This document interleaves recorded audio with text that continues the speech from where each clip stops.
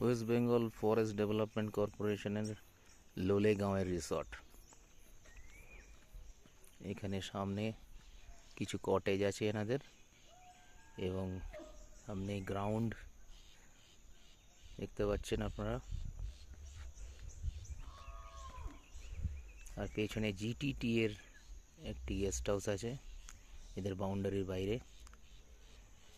Actually এখান থেকে দেখা যাচ্ছে না, কিন্তু এই গাছগুলোর পেছন দিকেও আরও কিছু কটেজ ওনাদের আছে সিঁড়ি দিয়ে নিচে নামলে। আর এইদিকে পেছনে ঘুরলে আপনাদের দেখাচ্ছি, এই জায়গাটিতে ভিআইপি রিসর্ট আছে। এই ওপরে 3টি ভিআইপি রিসর্ট আছে। এদের ফেসিলিটিস খুবই সুন্দর, ইনফ্রাস্ট্রাকচার ভালো, এবং যেহেতু এটা ফরেস্টের রিসর্ট, আপনি যদি নেচার ভালোবাসেন তাহলে এটা আপনাকে খুবই আনন্দ দেবে। চলুন এগিয়ে গিয়ে একটুখানি আমরা ওদিক থেকে সামনে হাঁটার রাস্তা আছে, একটা ওয়াকওয়ে আছে।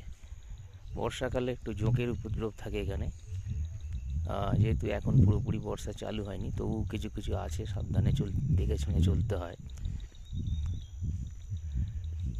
বাট সিমেন্টের জায়গা দিয়ে গেলে এদের চান্স কম, ঘাসের উপরে অ্যাটাক করার চান্সটা বেশি।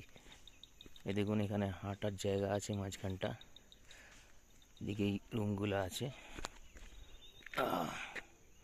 আর এখানে সামনে গেলে দেখুন, এখানে আরও কিছু ওদের ক্যান্টিন আছে। এইখানে যারা কটেজে থাকেন তারা এখানে এই লাঞ্চ রুম আছে, এখানে এসে লাঞ্চ করতে হয়।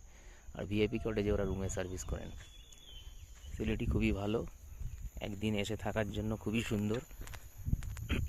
বর্ষাকালে বৃষ্টি যারা দেখতে চান তাদের জন্য, এবং কাঞ্চনজঙ্ঘার অ্যাকচুয়াল ভিউ পেতে হলে অতি অবশ্যই আসতে হবে যখন আকাশ ক্লিয়ার থাকবে, অক্টোবর মাস বা তার আশেপাশে।